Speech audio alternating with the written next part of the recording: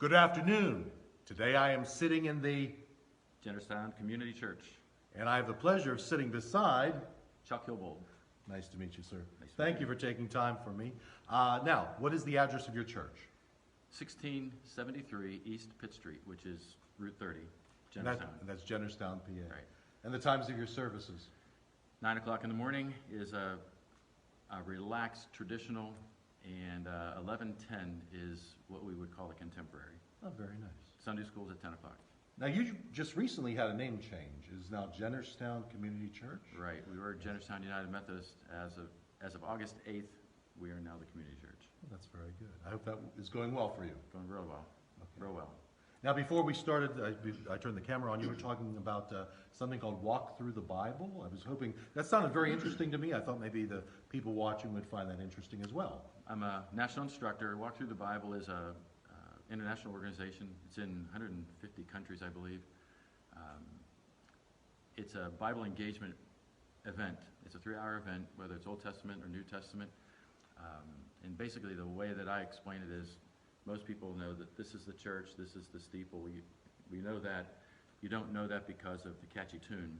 You know that because you use your hands. Right. We're kinetic. And Walk Through is an interactive event where you really don't take notes, but you learn 40 of the major people, places, and events in the Old Testament or the New Testament. To me, that's very interesting because I forget these days more than I learn. Get in line. Yes, I know. It's not going well for me in the memory department. So these are ways to remember what exactly from the Bible. Like I said, 40 of the major people, places, and events. So, for instance, if we're talking about Abraham, the sign for Abraham would be he's reaching for the stars because of the number of the stars. So it'd be Abraham. So you'd remember that, and then we move on to Isaac and Jacob, and so. But you tell the story of the Bible as you have the event.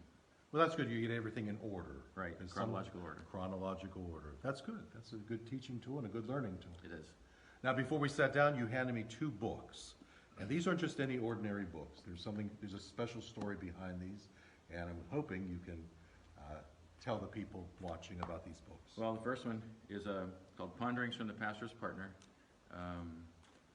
My wife passed away a little bit over 5 years ago from cancer, and we always had wanted to write a book on her newsletter articles that she would write for 30 plus years, and we got a lot of memorial money given. People just loved her, and so I decided to put that into a book. So the first book has about 120 articles that she had written. They're all family oriented, scripturally oriented. A lot of people use them for devotions. That's the first book. They're available on Amazon, and I've got some if people are interested. And so the second book came up with a really catchy title, More Ponderings from the Pastor's Partner. You spent all night thinking that one. We really did. And that one's they're both special. She took pictures. The pictures are on the cover. Well, they say you can't judge a book by its covers. Well, these books look beautiful, and I'm sure they're just as beautiful inside. Yeah, the second book has about 7 or 8 years ago, I can't remember exactly how long, but we asked our kids not to give us birthday gifts that year, but to write us letters. So there's 4 letters that they gave to Cheryl, and then our oldest said, "Dad, can I speak at Mom's service?" And I said, "Oh, I don't know how you can do that." But he did, and so what he said is also included in the second book. So among other things, they're both I really love them. That takes a special strength from God above to speak at a loved one's service. Like that. So those are, I'm just really happy about them. I've gotten, I shouldn't say get rid of them, but a lot of people have got them in their hands. I've got all the way to Scotland, from California to Canada, so it's pretty neat. Your wife's name is Cheryl? Cheryl. And she sounds like a dear, sweet woman. She definitely was. And she gave you some children. Yes, she did. Why don't you talk about that? 4 kids. 4 children. Charlie, Carrie, Caitlin, and Caleb. And with those 4 kids, there are now 10 grandkids. Wow. Ages 14 to 11 months. Oh, you're a very blessed man. Very much. Very much. How did you get in the ministry? Or what led you into the ministry, maybe? Well, I went to Grove City College, which is, of course, the greatest school in the world.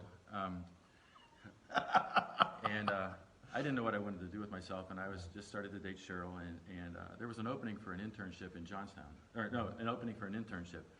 About, I guess, 70 or 80 openings, or applicants, and there were about 15 openings. And we prayed about it and said, if I could get into this, maybe that's what I should be doing. So I was selected as, I think, one of the 15, and moved in on June 20th with the pastor. That was his very first Sunday as well. Moved into the parsonage with the pastor on June 20th.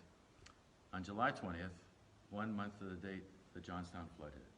Oh, my. Yeah. So we went through the Johnstown flood together.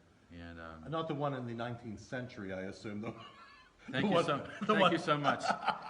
The one a little more recent. Yeah, 1977. 77. And he ended up marrying us, and we became very, very... Matter of fact, his wife, Janet, had newsletter articles called Ponderings from the Pastor's Partner. Mm-hmm. And when they retired, my wife, Cheryl, said, do you mind if I call my articles Ponderings from the Pastor's Partner? And so Janet said, we'd love for you to carry on the legacy. So that's how we came up with the titles for those. That's very sweet. And so, yeah, Johnstown Flood.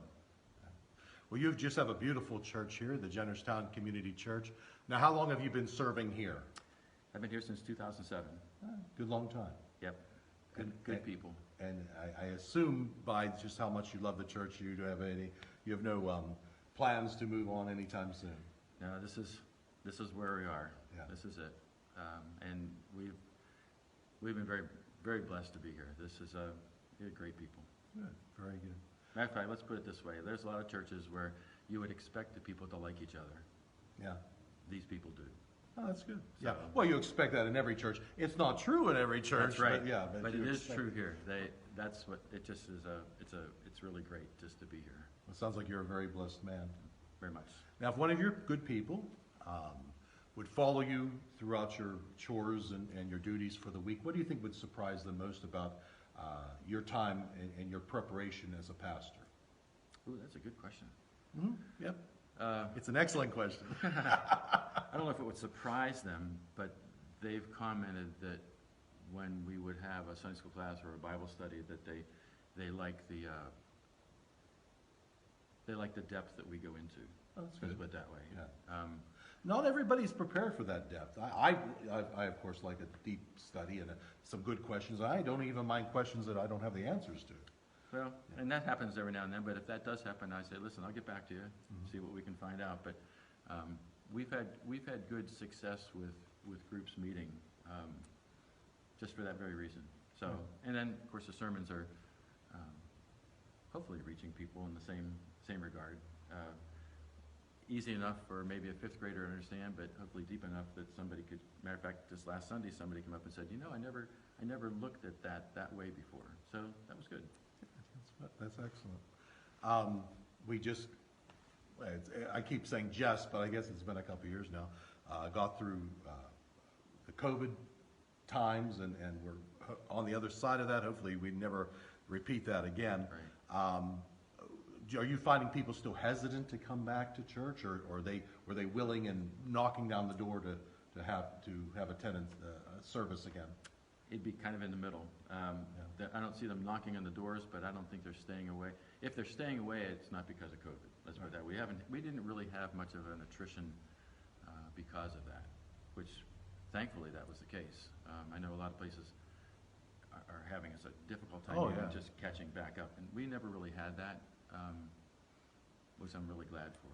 Well, we were on a Christianity churches, I was told, I don't know how true this is, well before COVID, 10 years before COVID, 10 churches were closing in America every day. Whether that's, you can fact check that if you want. Now, some churches are having a hard time rebounding from being shut down. Yeah, we've not had that problem here. This is a very good giving church. They're very involved. We've got a good men's ministry.